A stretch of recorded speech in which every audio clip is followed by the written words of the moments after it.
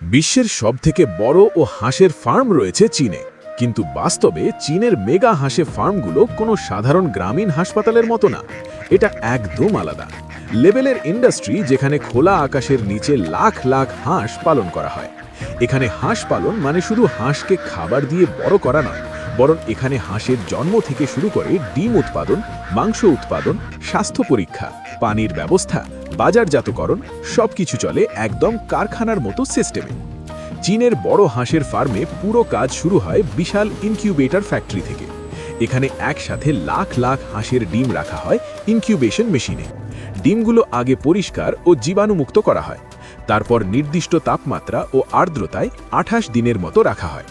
Incubator machine নিজে নিজে ডিম ঘোরায়, কারণ ডিম না ঘোরালে ভ্রূণ ঠিকভাবে বেড়ে ওঠে না। 28 দিন পর ডিমগুলো হ্যাচিং চেম্বারে নেওয়া হয়। সেখানে বাচ্চা হাঁস বের হয়। বের হওয়ার পরে বাচ্চা হাঁসগুলোকে শুকানো হয়, তারপর দুর্বল বা অসুস্থ বাচ্চা আলাদা করে দেওয়া হয়, যাতে পরের রোগ ছড়াতে না পারে। এরপর এই বাচ্চা হাঁসগুলোকে নেওয়া হয় বিশাল রুটিং ফার্মে। এই ইউনিটগুলো দেখতে অনেকটা বিশাল গুদাম ঘরের মতো, কিন্তু ভিতরে পুরো পরিবেশ নিয়ন্ত্রিত। এখানে তাপমাত্রা গরম রাখা হয়, কারণ বাচ্চা হাঁস প্রথম দিকে ঠান্ডা সহ্য করতে পারে না। মেঝেতে ঘর বা বিশেষ বিছানা দেওয়া থাকে, যাতে তারা শুকনো থাকে, এবং খাবার হিসেবে দেওয়া হয় স্টার্টার ফিড, যেখানে প্রোটিন বেশি থাকে। আলো বেশি দিতে হয়, কারণ আলো বেশি থাকলে হাঁস বেশি খায় এবং দ্রুত বড় হয়। এই ইনডোর ফার্মে প্রতিদিন বাচ্চাদের স্বাস্থ্য চেক হয় এবং অসুস্থ হাঁসকে আলাদা রাখা হয়। সাধারণত 2 থেকে 4 সপ্তাহ পর্যন্ত হাঁসকে ইনডোর ইউনিটে রাখা হয়। এই সময়ের মধ্যে তাদের শরীর শক্ত হয়, পালক গজাতে শুরু করে এবং ঠান্ডা গরম সহ্য করার ক্ষমতা বাড়ে। এই পর্যায়ে ভ্যাকসিন দেওয়া হয় এবং অনেক ক্ষেত্রে পানির সাথে ভিটামিন বা মিনারেল যৌগ দেওয়া হয়। কারণ বড় ফার্মে হাঁসের সংখ্যা বেশি, তাই রোগ প্রতিরোধ ব্যবস্থার দিকে খেয়াল রাখা সবচেয়ে জরুরি। যখন হাঁসগুলো কিছুটা বড় হয়ে যায়, তখন তাদের ধাপে ধাপে বাইরের মাঠ বা ওপেন ফার্মে ছাড়া হয়। কিন্তু পুরো দিনের জন্য সব হাঁস ছেড়ে দেওয়া হয় না। প্রথমে কিছু ঘন্টার জন্য বাইরে ছাড়ে, তারপর আবার ভিতরে নেয়। এভাবে হাঁসগুলো ধীরে ধীরে বাইরের পরিবেশে অভ্যস্ত হয়। বাইরের ফার্মে সাধারণত বিশাল পুকুর বা লেক তৈরি করা হয়, যেখানে হাঁস সাঁতার কাটতে পারে এবং পানিতে থেকে শরীর পরিষ্কার রাখতে পারে। আর হাঁস পানিতে সাঁতার কাটার সুযোগ পেলে তারা দ্রুত বড় হয়। বাইরের মাঠে হাঁস পালনের সময় সবচেয়ে বড় কাজ হলো খাবার এবং পানি ব্যবস্থাপনা। এখানে খাবার দেওয়া হয় বড় ফিডিং স্টেশনে। কিছু জায়গায় ফিডিং ট্রাক দিয়ে মাঠে খাবার ছড়ানো হয়। হাঁসের খাবারে চালের গুঁড়া, ভুট্টা, সয়াবিন মিল, প্রোটিন এবং মিনারেল থাকে। খোলা মাঠে হাঁসের আরেকটা বড় বিষয় হলো নিরাপত্তা, কারণ শিয়াল, বন্য কুকুর, সাপ বা বড় পাখি হাঁস আক্রমণ করতে পারে। এজন্য বড় ফার্মে কয়েক শত কর্মচারী থেকে হাঁসগুলো দেখাশোনার জন্য।